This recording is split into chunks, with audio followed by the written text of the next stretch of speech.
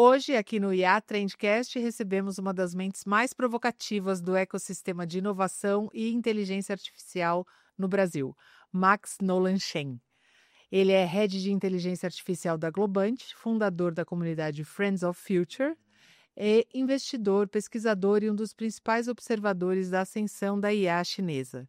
Com mais de 20 anos de experiência liderando os projetos de consultoria estratégica e transformação digital, Max já atuou em empresas como Johnson & Johnson e Unilever na América Latina. Atualmente, Max estuda a coevolução entre humanos e máquinas e o desenvolvimento dos agentes de inteligência artificial.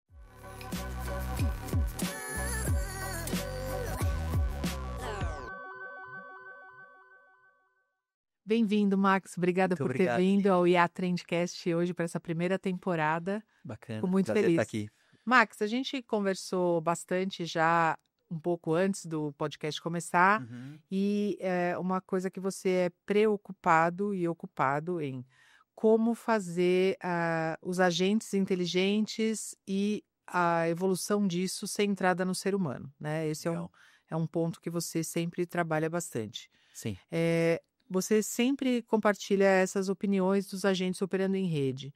Como eles estão se tornando mais do que simples assistentes? Os agentes, eles estão ganhando muitas habilidades, né? Então, acho que nesse momento eles já acessam várias ferramentas, eles já conseguem entrar na internet, eles entram em aplicativos, eles conseguem preencher campos, né? Eles conseguem fazer uma compra para você, por exemplo, num e-commerce. Já chega nesse nível de, né? Realmente é um salto impressionante de inovação, né? E eles estão começando a interagir entre eles, né? Então, o Google acabou de lançar, né, um protocolo Way-to-Way, né, onde os agentes vão poder conversar. Então, eles vão ter como se fosse uma linguagem e um vai poder solicitar tarefas para os outros, né? Tem o MCP também, que é o Model Context Protocol, que vai permitir também como se fosse um barramento de conexão com diversos aplicativos, né? Então, assim, é um salto enorme que esses agentes estão tendo nesse momento. E aí eu trago um olhar de como que a gente pode ir um pouco além, né? Não ficar só na parte de eficiência, não só na parte de produtividade, mas como que a gente pode fazer com que esses agentes entendam mais as nossas intenções como seres humanos, né? O que que a gente quer, o que que a gente precisa, né? Eu tenho dado umas palestras e eu falo que a gente está saindo da era da economia da atenção para a economia da intenção, né? Então, a economia da atenção é o que a gente conhece nos últimos 20, 30 anos, as redes sociais, os influenciadores digitais, todo mundo querendo falar mais alto, gritar mais, né? Quem atinge um público maior, né? Buscando aí seus seguidores, buscando essa atenção. Agora, com a inteligência artificial, esses agentes de AI, eles vão compreender a nossa intenção num nível muito mais profundo, né? Porque vai ser conversacional, vai ter uma avaliação da linguagem e é possível fazer uma análise de linguagem sobre vários aspectos, né? Você pode fazer uma análise semântica, uma análise de narrativa, uma análise de sentimentos, né, uma análise semiótica. Então, numa mesma conversa que um ser humano vai ter com um agente de AI, vai dar para fazer essas várias análises distintas, né, complementares. Isso é muito interessante que você falou, porque as pessoas pensam que você vai digitar alguma coisa na IA e vai vir uma resposta mágica de alguma coisa. Mas tem que ter isso que você falou, que tem que ter carregado junto uma intenção do tipo de resposta que você quer, né? Sim. O uso que você quer para aquilo que você está gerando aquela interação, né? Sim. Não é uma busca, né? É o prompt, né? É o prompt. Prompt engineering.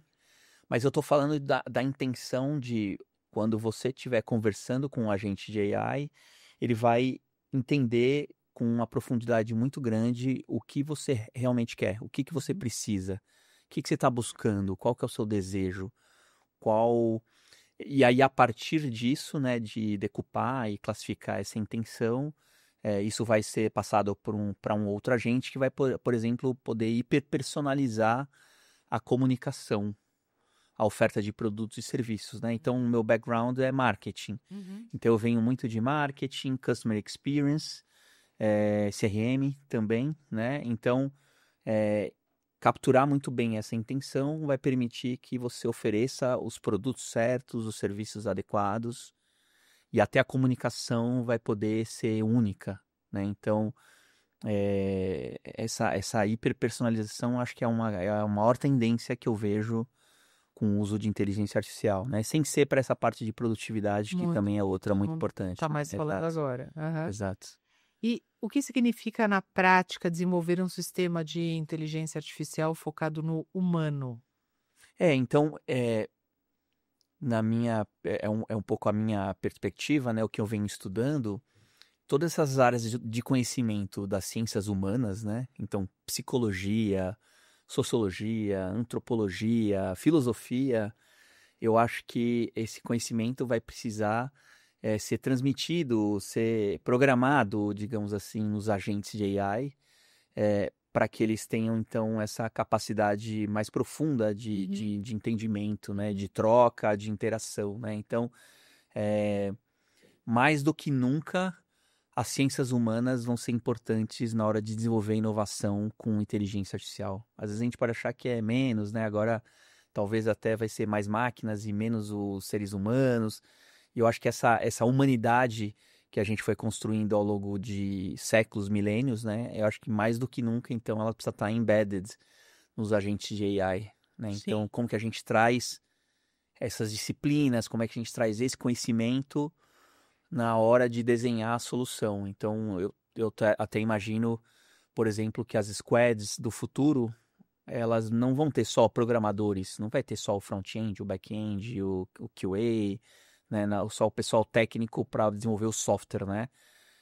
Por que não vai ter um psicólogo, Uhum. vai ter um antropólogo, né? E esse óbvio que essas pessoas vão trabalhar o prompt para depois compreender então essa intenção dos seres humanos, né? Então, eu estou imaginando que vai ser algo assim, né? Eh, acho que a grande novidade é o ChatGPT. Se você pedir, olha, eu gostaria de comprar um terno azul para um casamento, que você é padrinho, o casamento é de dia. Não sei se você já testou, ele já encontra para você, ele faz uma busca na internet, ele Ah, busca o nos shopping, né? É marketplaces. maravilhoso. É, Mas uma então, baita experiência, e né? aí o que eu estou querendo dizer faz muito parte disso, né? Então, muitas vezes você vai estar no meio de uma conversa e ele vai capturando tudo que você quer, tudo que você precisa, né? Então acho que é um marketing 5.0, digamos assim, que a gente vai ter daqui para frente. Acho que é uma evolução muito grande, né? E ele vai ter que ser humanizado, né? Então acho que eu gosto de falar que tudo que você precisa equilibrar o tech e o touch, né? Então a gente evoluiu muito com o tech, com, né, os modelos de linguagem, os LLMs, com os agentes, os multi-agentes, mas eu acho que as soluções mais legais vão ser aquelas que incorporam também o lado touch, esse lado humano, né? Então eu entendo que isso é o centrado no humano, né? O centrado humano não é só o UX, UI Uhum. que se costumava utilizar. Eu acho que agora tem uma camada mais profunda de incorporar ciências humanas na inovação. É um pouco isso que eu venho experimentando, né, e prototipando. Muito legal, muito bom mesmo. Isso combina muito com duas gravações que a gente fez Ah, ontem, dessa questão de trazer o humano para a conversa, né? Não é uma coisa técnica. A IA isso não é uma também. questão técnica só, né? Exato. By design, ela tem que, do começo, ter Claro. as partes envolvidas. Se é uma Isso. solução para As relações, né? se é uma solução para um escritório de advocacia, ela tem que ter É um um ser humano que vai advogado usar. Uhum. participando da Perfeito. construção dela. O Human in Se é, the Loop, né?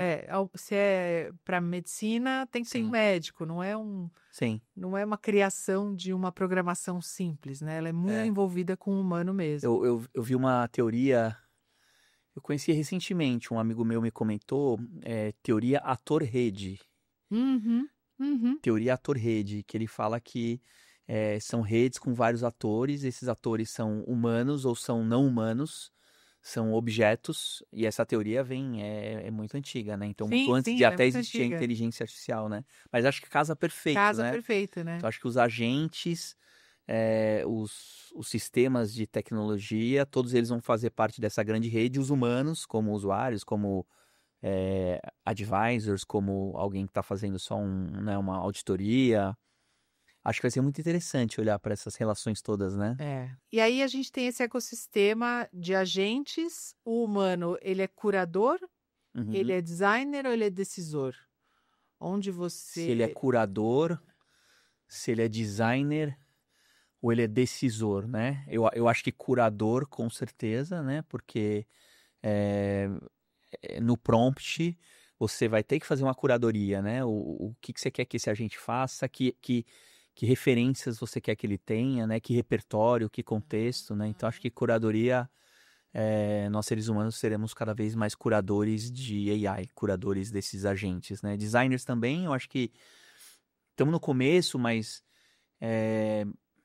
eu imagino muito em breve dezenas, centenas de agentes operando simultaneamente no trabalho, né, num banco para fazer sei lá, um KYC, um Know Your Customers, né, fazer uma avaliação de anti-lavagem de dinheiro, AML. Uhum. Vão ser dezenas de agentes atuando para agilizar esse processo, né, e os seres humanos também em the loop, todo mundo juntos, né, e aí vai ter que orquestrar, né, então eu até trabalho muito além da Globant, né? Eu também trabalho muito em parceria com uma consultoria de Design Thinking, chama Ecos, Uhum. e a gente criou um curso juntos que chama Orquestrando a AI, né? Orquestrando a inteligência artificial.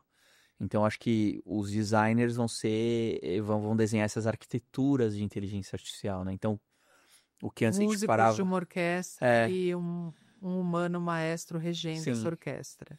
Agora, a parte da decisão, eu acho que a gente vai estar delegando cada vez mais para os agentes de AI, né? Então, os agentes vão ter cada vez mais autonomia para tomar de decisão, porque isso nos poupa tempo, energia, recurso. É cansativo tomar decisões, né? Muitas vezes é tanta opção, né? Então, eu acho que é claro que a decisão final é nossa, mas a gente vai transmitir para o agente o que nós somos, o que a gente gosta, as nossas preferências, né? o- as nossas intenções, e aí eu acho que os agentes vão tomar cada vez mais decisões de uma maneira autônoma. O Max é curador, criador de uma enorme comunidade. Tem quantas pessoas? O Future Hoje tem Future? umas 930 e tralalá. Tá indo no limite do que o WhatsApp É, permite daqui a é um pouco. problema. Isso é um problema.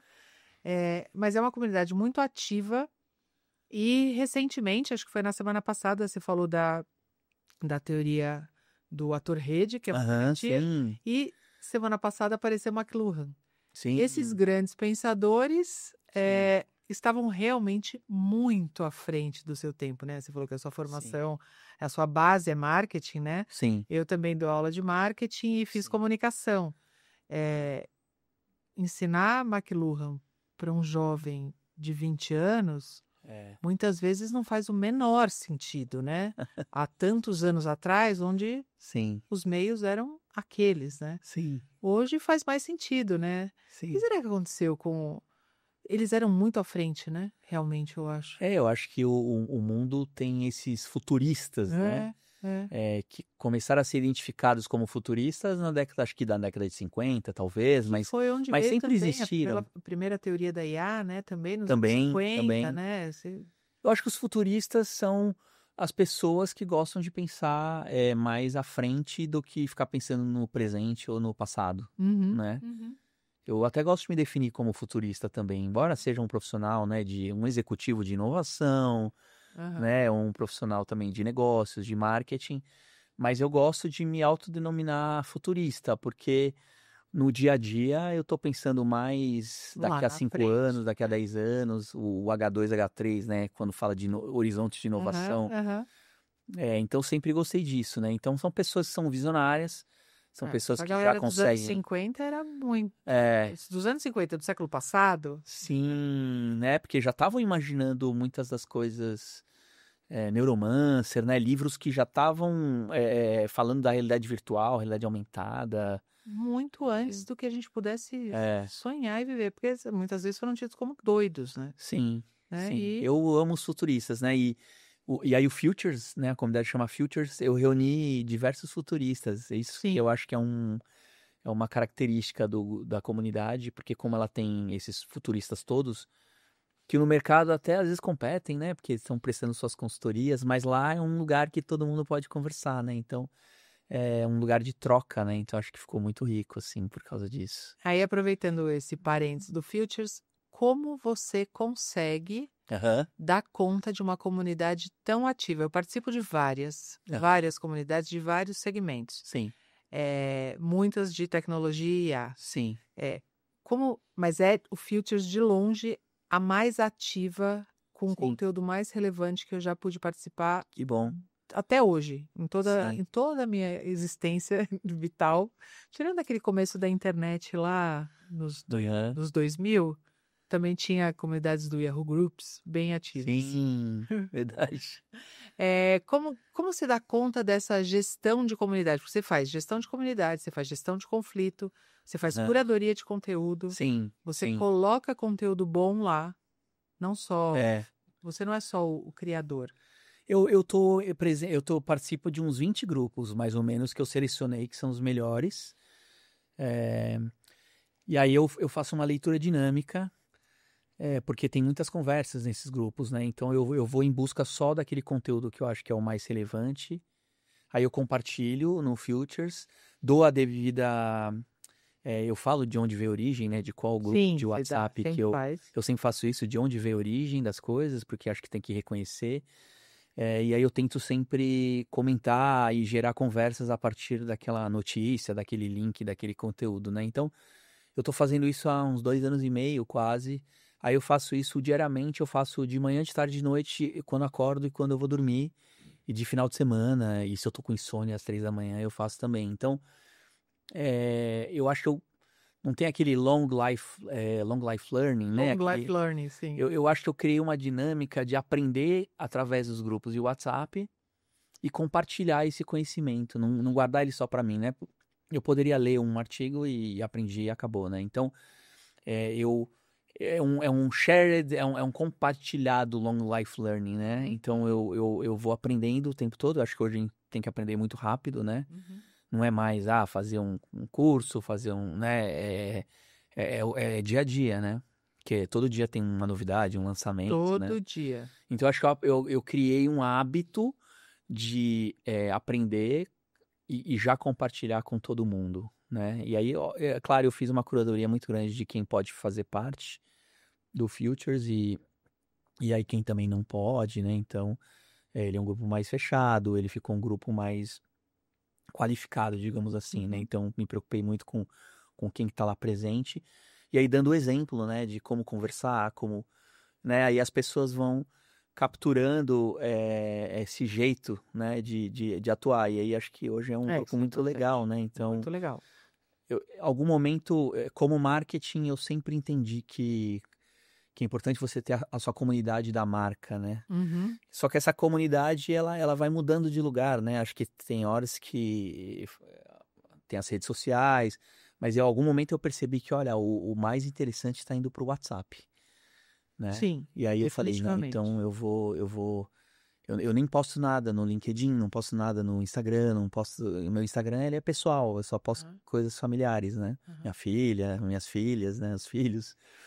E, então eu percebi, olha, o WhatsApp virou o lugar onde as conversas mais relevantes, mais profundas estão acontecendo, né? E o mundo está tão superficial, ele requer conversas mais profundas, né? Sim, e lá a gente Assim consegue ter. como o próprio podcast, né? Acho que o Aham. podcast talvez é o exemplo máximo De conversas de mais conversas profundas. profundas, mas no WhatsApp dá para ter algumas não tão profundas, como podcast, mas melhor do que o Instagram, né? Aham. O TikTok.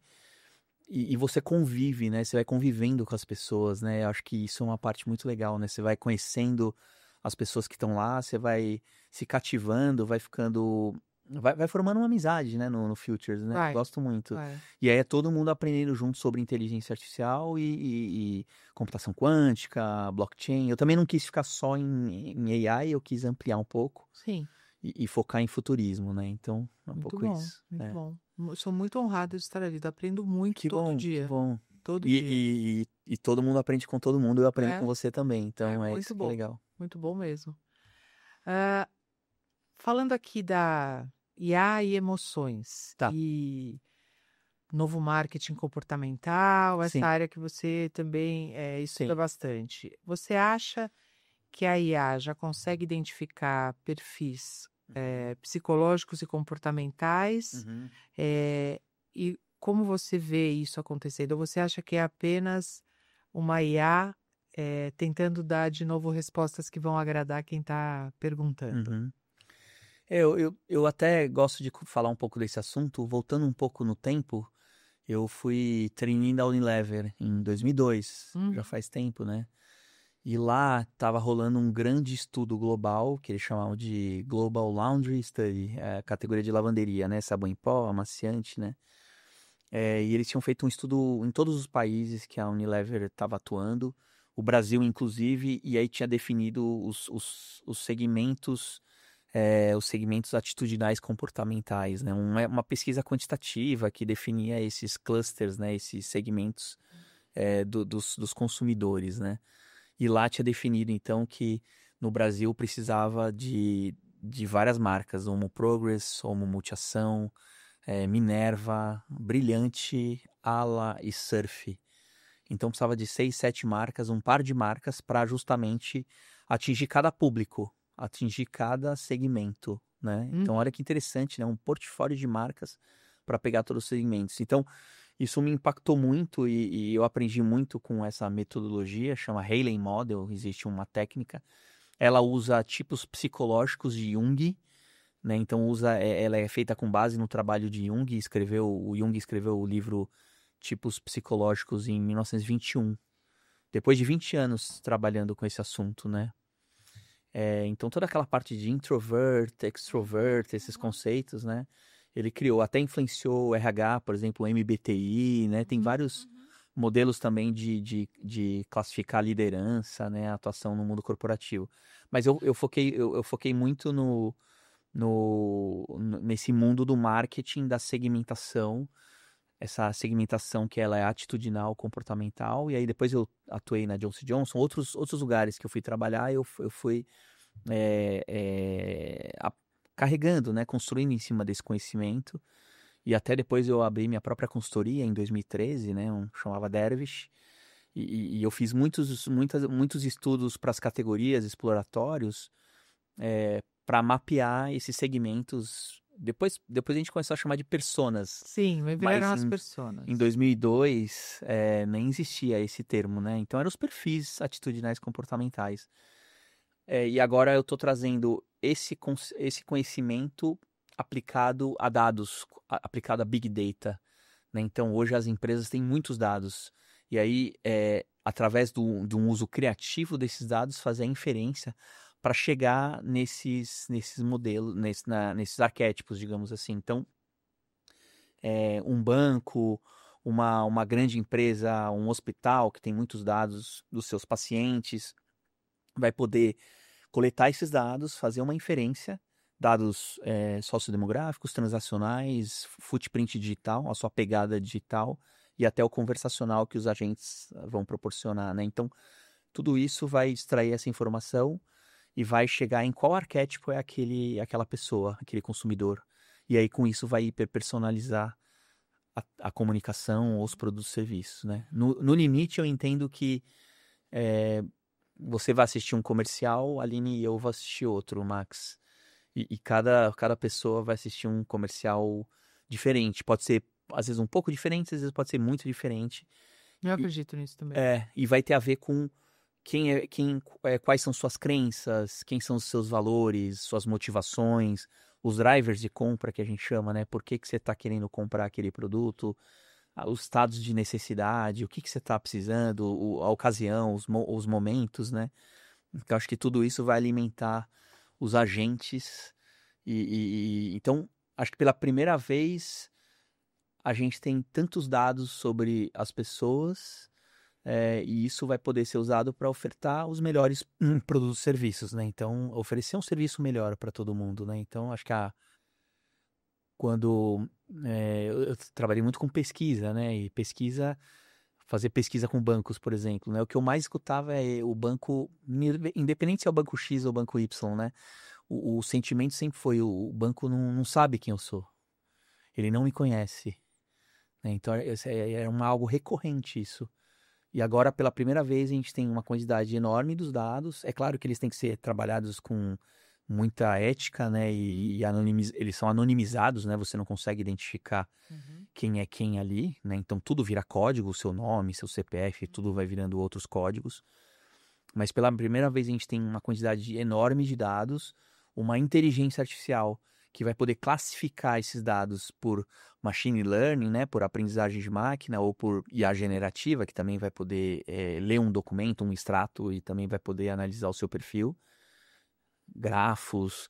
Hoje existe uma série de técnicas, e isso vai ser uma classificação real time, né, que vai então capturar a sua intenção e vai, já através da IA generativa, já gerar aquele comercial feito só para você, assim, com o seu nome, com conversa, sabe? Falando para a forma como você pensa, né? Então, estamos prototipando várias dessas soluções. A Globant tem uma agência de publicidade, chama Globant Gut, Ah, que legal. né? Então, a gente consegue entregar uma solução ponta a ponta, né? Então, a gente já está, ao mesmo tempo que estamos trabalhando lá os modelos de dados para segmentar, já estamos produzindo filmes por inteligência artificial totalmente automatizado, né? O conteúdo totalmente... claro que vai ter uma supervisão humana, um criativo, ajudando naquele prompt, né? Da execução criativa, mas depois já faz tudo sozinho. Agora, saindo um pouco do meu script aqui, disso que você Aham. falou, você tinha lá 7 marcas, 6, 7 marcas de sabão em pó, né? Num Brasil tão diverso, você vai ter que ter 6, 7 filmes publicitários. Isso, a ideia é essa, A porque ideia é essa. formam 6 arquétipos. No modo padrão, formam-se 6 arquétipos. Pode ser 6, 8, 12, mas no modo padrão são 6. 6 arquétipos. É. E aí a gente volta para a IA pensando que todo mundo fala assim, a IA vai roubar o seu trabalho, a IA vai eliminar empregos, a IA vai não sei o quê. Aham. Eu não acho que vai ser assim, eu acho que vai ter essa migração de especializações, especialidades, capacitações. Sim. Porque para você criar 6 filmes, sejam eles criados por IA ou não, você vai precisar de um profissional diferente. Sim. Você vai precisar de profissionais em Sim. outros caminhos, né? Sim. Porque você está gerando um universo completamente diferente. Você vai precisar de um cara na OPEC dos veículos que dê uma saída diferente para isso. Tudo vai ter que ser Sim. diferente, É. né? Você cria uma cadeia produtiva diferente Sim. daqui a hoje, né? Me lembra muito um chefe que eu tive nos tempos de TVA e a Jato, lá atrás, na Editora Abril, que ele falava, não adianta colocar trem novo em trilho velho, né?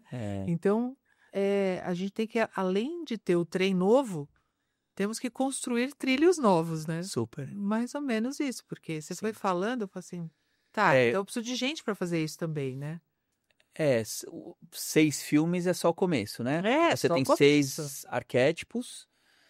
Você tem a pessoa que é mais introvertida, você tem a pessoa mais extrovertida, você tem a pessoa que é mais... tá buscando algo naquele momento mais individualista, outra que tá buscando algo mais coletivista, só para dar um apanhado geral dessa metodologia, né? Você tem um eixo horizontal, que você tem se a pessoa está naquele momento buscando algo mais individualista ou algo mais coletivista, e no eixo Y, no vertical, se ela quer ir para o mundo, que seria o extrovert, ou ela quer fugir do mundo e ela quer ir para o introvert, né? Então, esse eixo vertical e horizontal estabelece esses 6 territórios, que seriam esses 6 arquétipos, né? Então, no começo vai fazer 6 filmes, mas depois, dependendo da sua necessidade, dependendo do momento, você vai abrindo, esses 6 vão virando 36, vão virando 60, né? Imagina a quantidade de cientistas de dados, né? Pois é. Para fazer essas modelagens Então, acho que Analisar isso com esse cuidado que merece, né?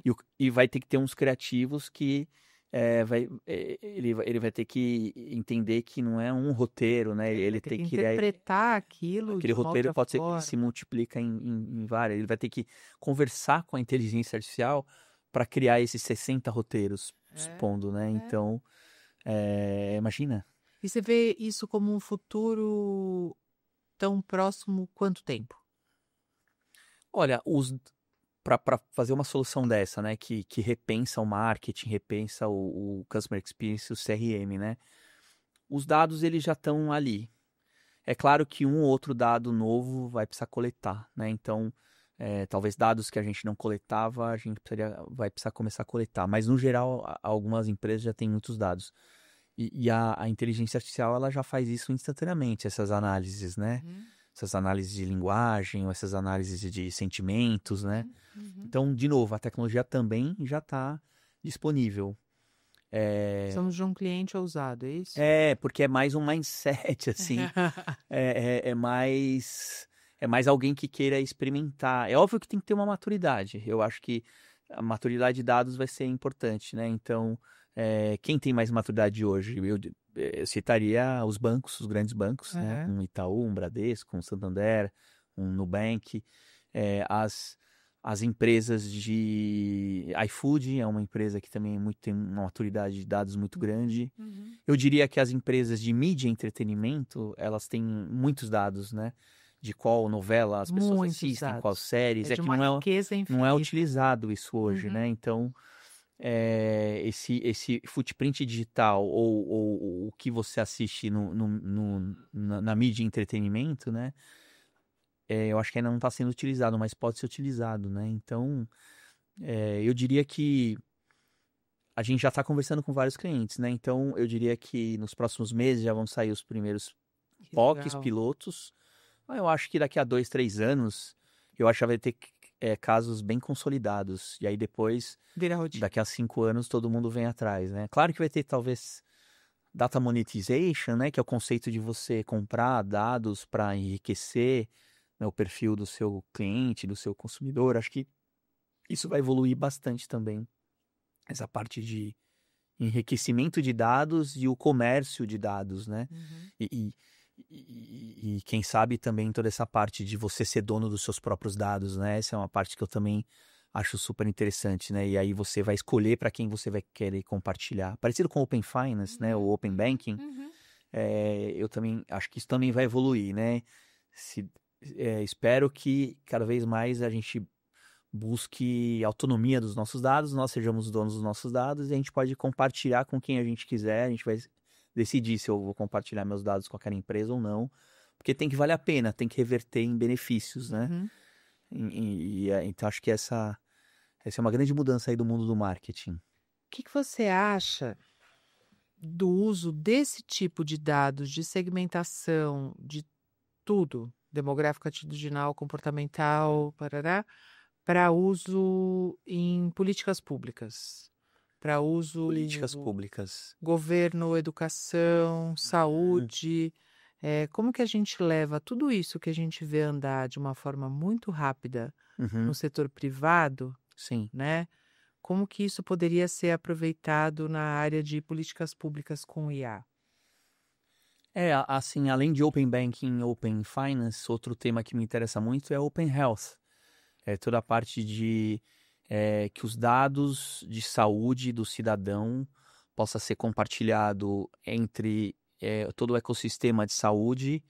Então, falando dos hospitais, do SUS, das farmacêuticas, né? Uhum, Para que aquele paciente, por exemplo, comece a ter os primeiros sintomas, e aí rapidamente já converse com um agente de AI, e que esse agente de AI já vai direcionar para o médico com a especialidade correta, e já vai acionar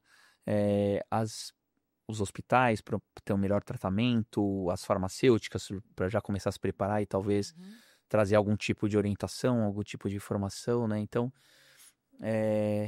Hoje tudo isso ainda é muito, muito limitado, né? Então tá tudo em silos. Super. Mesmo dentro de uma empresa, o dado não está disponível porque está em silos. Você faz exame no laboratório, ele não fala com o outro. As coisas não se conversam, né? Então, essa transformação digital, ela ainda não aconteceu totalmente, né? Ela é mais rápida em bancos, ela é mais rápida no varejo, e ela é mais lenta na área de saúde, porque tem muitas restrições regulamentares, né? Então, mas vai acontecer, né? Então, acho que em algum momento a gente vai ter o Open Health funcionando e todos os players do ecossistema de saúde vão poder trocar informação para atender melhor aquele paciente. Porque hoje, por exemplo, algumas doenças raras, fiquei sabendo que demora 7 anos para você ser diagnosticado.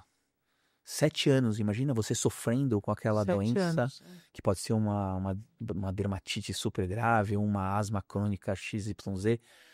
Demora 7 anos para você descobrir que é uma doença rara e que você precisa de um tratamento especial e um medicamento especial.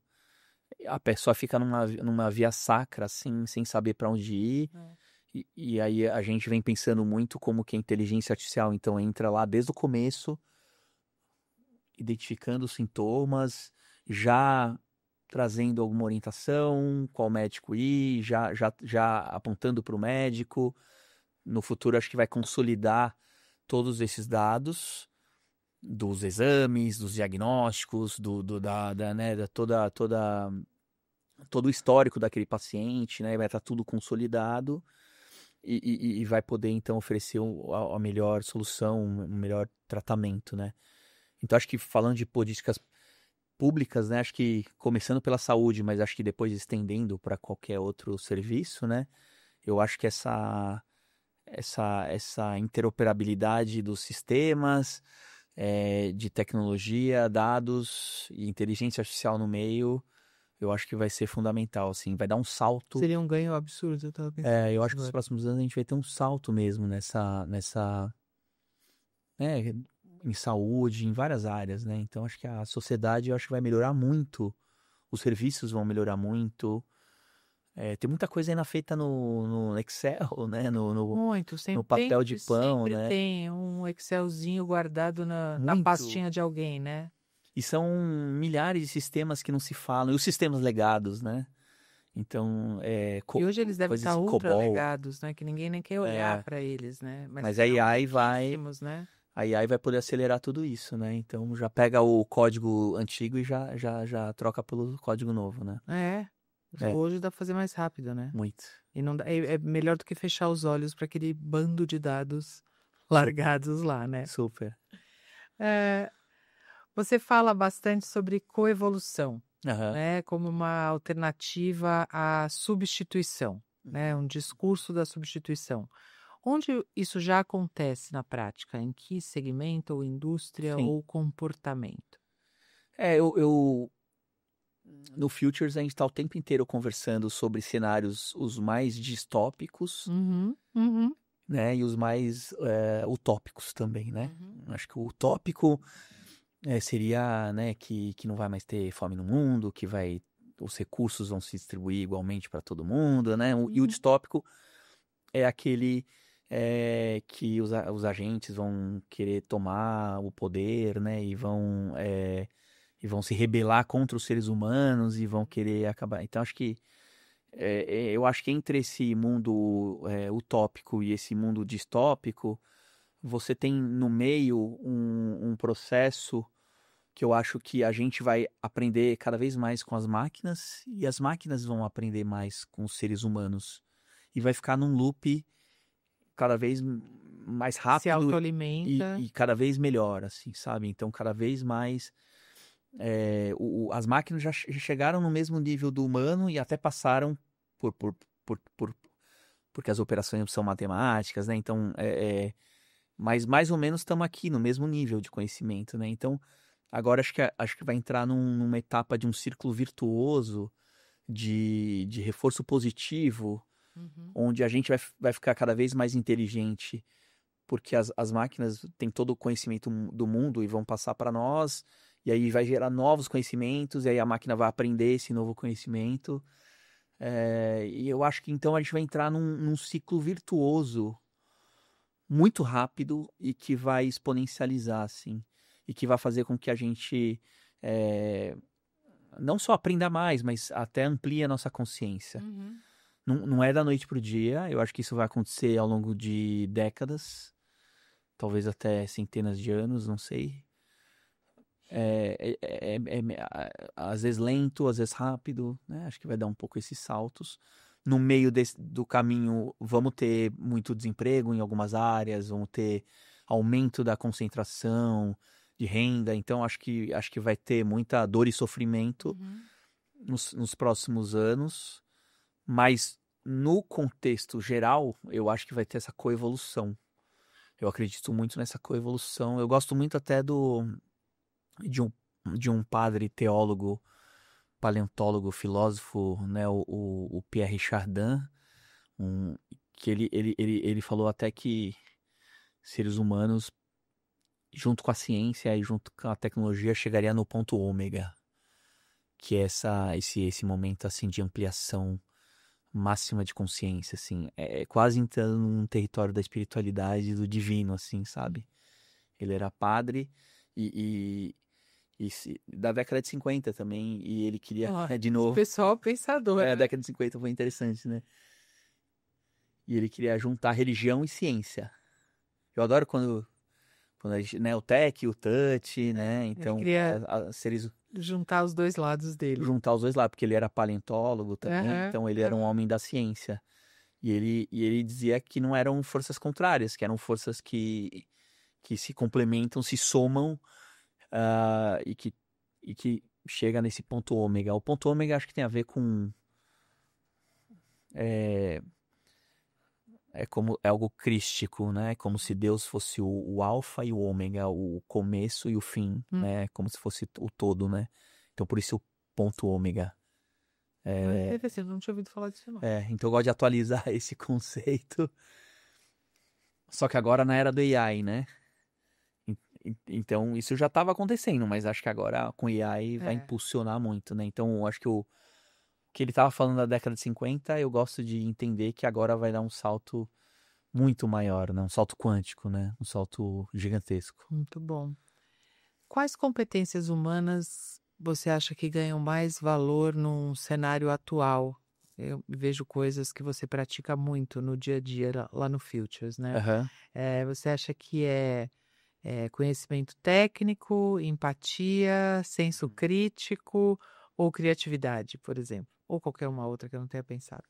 Não, eu acho que todas essas com certeza, mas eu falo um pouco assim da minha história, né? Eu sempre tive essa curiosidade intelectual e sempre quis entender como as coisas funcionam. Eu tinha um livro chamava O Porquê das Coisas. E era um livro assim que você abria, aí quando você abria tinha um navio, e aí ele tinha um navio cortado ao meio por dentro, assim, sabe? Então você abria uma escada rolante, ela tinha a escada rolante fatiada no meio, Uhum. e você conseguia ver todos os elementos lá dentro, as máquinas, os motores. Então eu acho assim, eu acho que ter essa curiosidade intelectual para entender as máquinas, para entender a inteligência artificial, Uhum. entender como elas funcionam, como é que funciona um modelo de linguagem, né? Como é que ela adivinha a sequência de palavras, né? Como é que um token é gerado, né?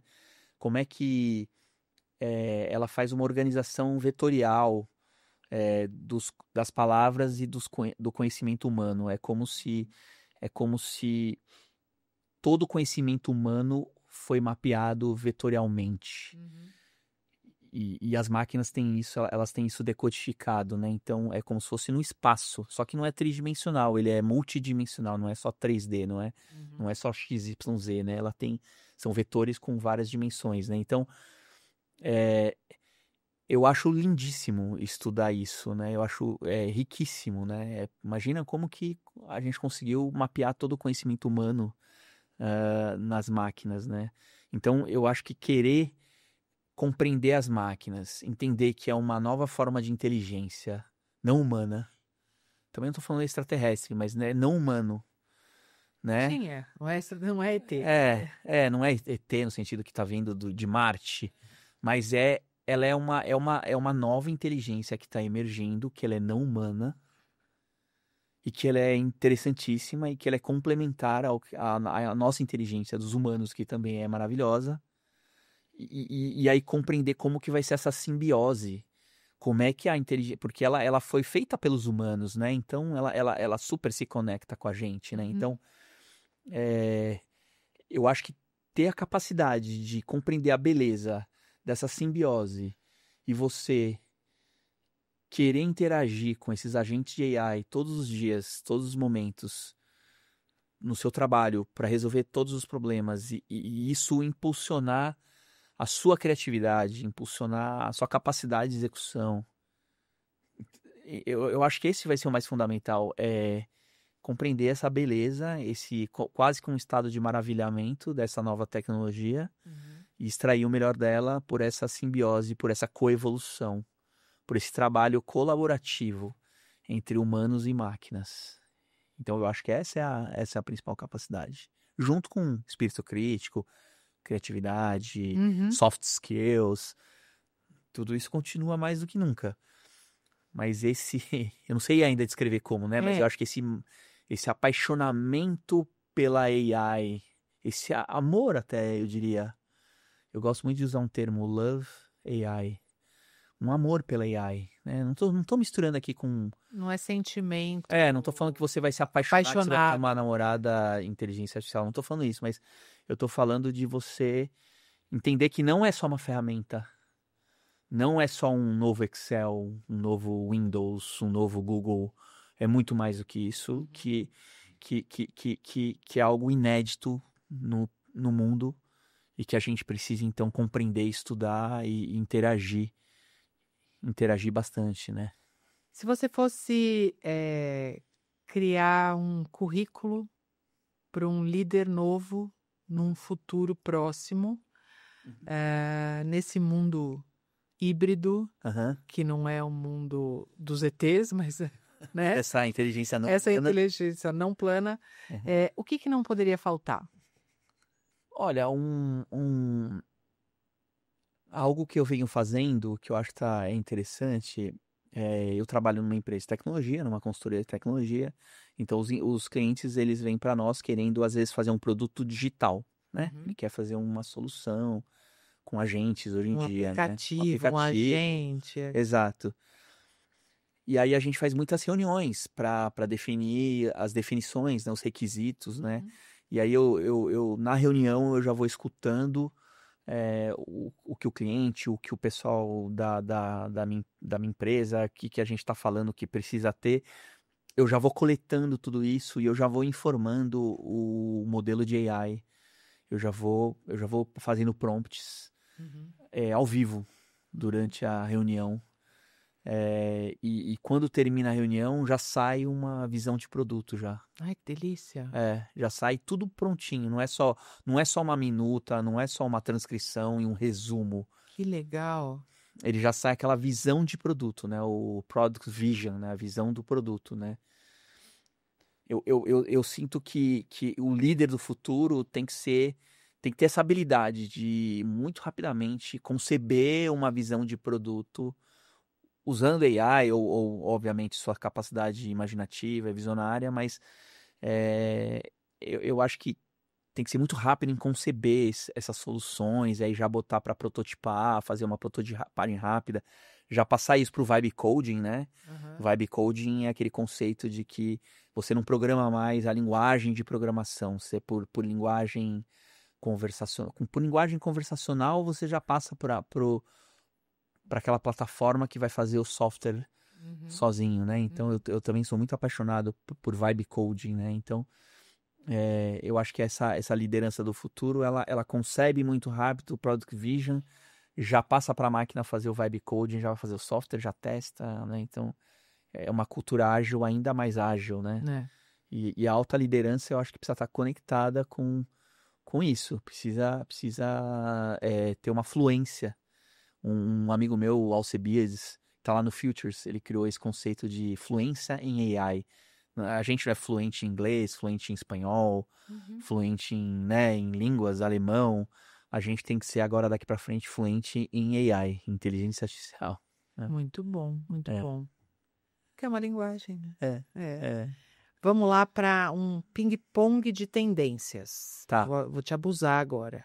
Tá bom. Aproveitar que tem um especialista aqui nas tendências. Tá. Uma tecnologia subestimada. Eu acho que quando a gente fala em fazer software, tem essa linha do low code e no code, né? Que é você fazer uma solução com pouco código ou sem código nenhum, meio que você selecionando e personalizando, né? Então, sempre foi motivo de chacota entre os desenvolvedores, né? Uhum. Qualquer tipo de solução low code e no code. Então, se você fala de low code e no code para os programadores, eles torcem o nariz, né? Torcem o nariz. Mas eu acho que o vibe coding, que não deixa de ser uma solução no code, né? Porque você só fala para a máquina o que você, o software que você quer montar, né? Eu acho que vai ser uma tendência. Então, eu acho que o que os desenvolvedores achavam que era terrível e que nunca eles iriam querer saber de low code e no code, eu acho que vai virar o formato Vai virar o jogo. futuro. Então vai virar o... Que é mentira, né? Porque eles falavam que não queriam códigos prontos, né? Porque eu sou da época que desenvolvedor codava linha por linha, letra por letra. Depois que veio as ferramentinhas, todo mundo abraçou. Biblioteca, pronto, né? Feliz, né? Um erro recorrente no uso da inteligência artificial. Ah, legal. Tem o básico, assim, né, de alucinação. Então, se você faz perguntas muito factuais, né, ou você faz... ou a equação matemática, dependendo do modelo, ainda também não é tão bom. Quando junta a matemática com alguma coisa visual, né, umas pegadinhas, assim. Mas eu acho que isso no uso da inteligência artificial básica, né, mas eu acho que no mundo corporativo, né, eu acho que algumas lideranças ainda estão com muito medo de usar inteligência artificial, colocam muitas barreiras, fala que não dá para fazer, não tem os dados, não tem a maturidade. Eu escuto muito isso, né, e aí eu acho que isso é um erro, né, eu acho que hoje você precisa ser pioneiro, você precisa ser inovador. Eu acho que mais do que nunca, inovação, eu venho da área de inovação. Inovação sempre foi importante, mas eu acho que nunca foi tão importante quanto agora, porque por alguma questão de erro estratégico da sua empresa que não aposta numa tecnologia ou não compra uma ideia, a sua empresa pode ficar para trás. Né? Então, acho que essa postura ainda ou medrosa, ou reativa, ou receosa. Eu acho que esse é um grande erro. Eu acho que esse é um grande erro. Existe algum país, além de Estados Unidos e China, que possa surpreender no campo de IA?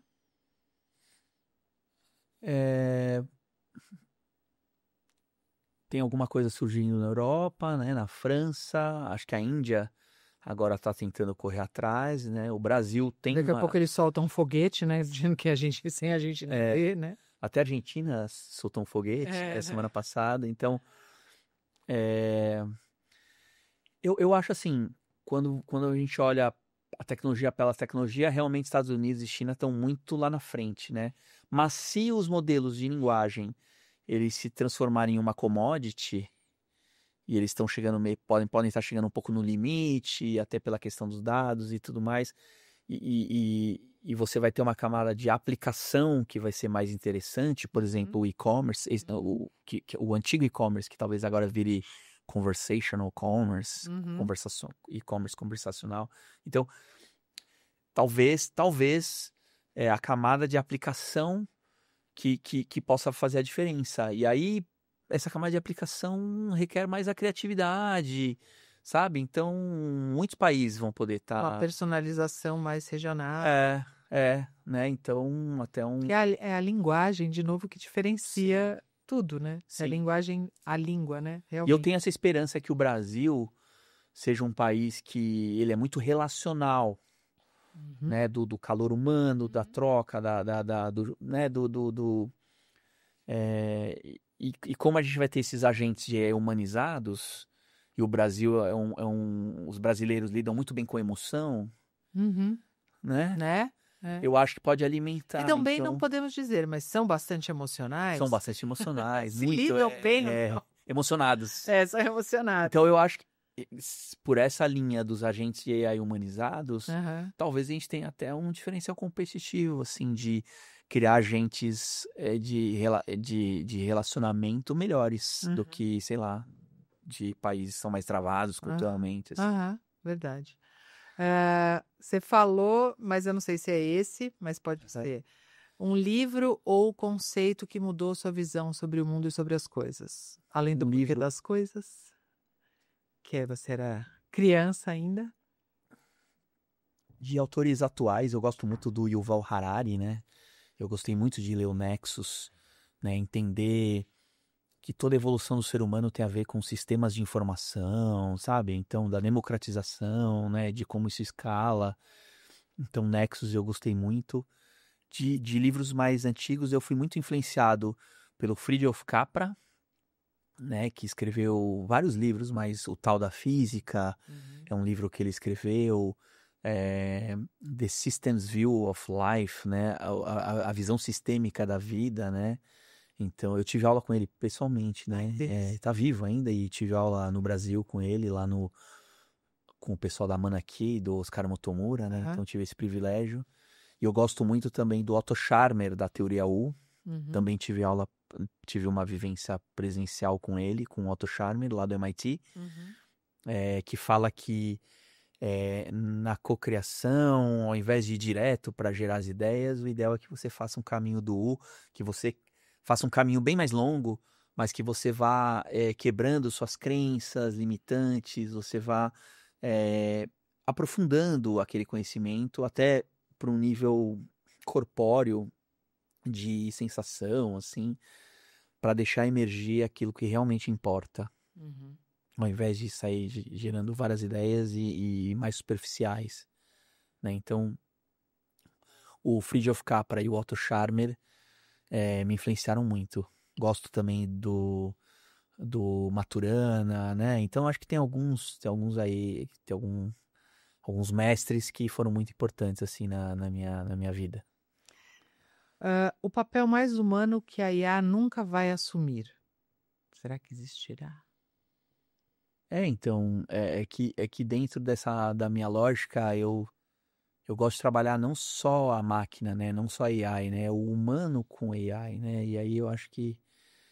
Então eu não vejo limites, porque a combinação do ser humano com a AI pode criar ou pode expandir e aumentar a consciência, né? Então, embora falar, a AI ainda não tem os sentimentos, as emoções, mas eles já têm muita empatia, né? Decupam as nossas emoções, né? Eles estão aprendendo, né? Então eu não iria tão direto. E Nunca. e eu não subestimaria também a evolução das máquinas, sabe? Dos robôs, né? Eu não subestimaria. E eu acho que tudo é possível e ainda vamos ver, talvez, emergirem coisas que a gente nem imaginava, eu acho. Com certeza. E num futuro breve, eu acho também. Max, Sim. você disse que é pouco de LinkedIn, pouco de Instagram. Onde é que o pessoal te encontra para conhecer? O Futures é fechado. Onde que o pessoal te encontra para seguir você, suas ideias, seus pensamentos? Eu uso o LinkedIn, né? Eu uso o LinkedIn, Max Nolan Shen. Eu uso o LinkedIn. Eu também uso o Instagram, né? Eu só não sou aquele perfil influenciador digital, né? Ou que posta tudo lá, né? Então, vou colocar os links do Max aqui na descrição do vídeo. Mas nos grupos de WhatsApp, né? No final, como eu acompanho vários, né? Então a chance Alguém tem chance de trombar com o Max em algum certeza. grupo. Com certeza. Pelo menos um desses 20 aí. Com certeza. Eu tô trazendo um programa novo, se você me permitir divulgar, né? Existe nos Estados Unidos, está surgindo um movimento que chama AI Tinkerers. AI Tinkerers. Depois a gente coloca o link, né? E são encontros que juntam a galera tech, os desenvolvedores que fazem os agentes, e os founders, os fundadores de startups, os investidores, os executivos das grandes empresas. E é um grande encontro onde o pessoal que desenvolve faz uma demo ao vivo, apresenta os agentes de AI.